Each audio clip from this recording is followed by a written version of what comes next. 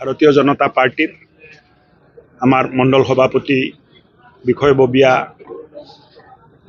জিলাৰ পদাধিকাৰী সকলৰ লগতে এটা বৈঠকত আমি মিলিত হওঁ আৰু সাংগঠনিক স্থিতিটো কেনেকৈ মজবুত কৰিব পাৰি তাৰ বাবে আলোচনা কৰোঁ। স্যাৰ ইতিমধ্যে কয়টা সিটত খেলিব বুলি সিদ্ধান্ত হৈছে কোকৰাঝাৰ ডিষ্ট্ৰিক্টত? সিদ্ধান্তটোতো পাৰ্টিৰ সভাপতি মুখ্যমন্ত্ৰী ডাঙৰীয়াই ল'ব। 12টাতো খেলিব পাৰোঁ, 12টাত নেখেলিবও পাৰোঁ।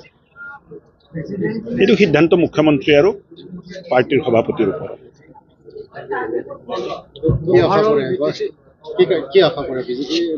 হাৰাৰ কাৰণে কোনোবাই ইলেকশ্যন খেলে নেকি? নাই দখল কৰাৰ ক্ষেত্ৰত চব দখল নহয় না দখল কৰাৰ কোনো মনোভাৱ আছে না আগ্ৰাসী মনোভাৱ আছে। সকলো ৰাইজক লগত লৈ চৰকাৰ হ'ব লাগে। সকলো ৰাইজৰ আশা আৰু আকাংক্ষাক সম্পূৰ্ণ কৰা এটা চৰকাৰ হ'ব লাগে আৰু তাৰ কাৰণে ভাৰতীয় জনতা পাৰ্টিয়ে কাম কৰি আছে।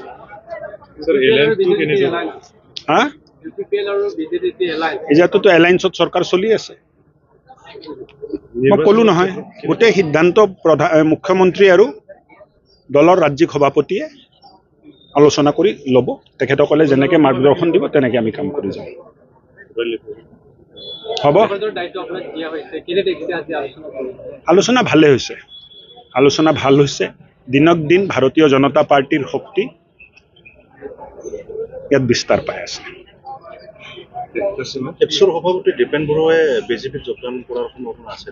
চাওক, জাতীয় সংগঠনৰ সভাপতিৰ ক্ষেত্ৰত এই প্ৰশ্নটো আপুনি কৰাও উচিত নহয়, মই উত্তৰ দিয়াও উচিত নহয়। তেখেত এখন জাতীয় সংগঠনৰ সভাপতি আৰু বহুত ডিচিপ্লিনত চলা সংগঠন। মই শ্ৰদ্ধা কৰোঁ এপছু। এপছু সভাপতি যেতিয়ালৈ তেখেত হৈ আছে মই কোনো মন্তব্য নিদিওঁ।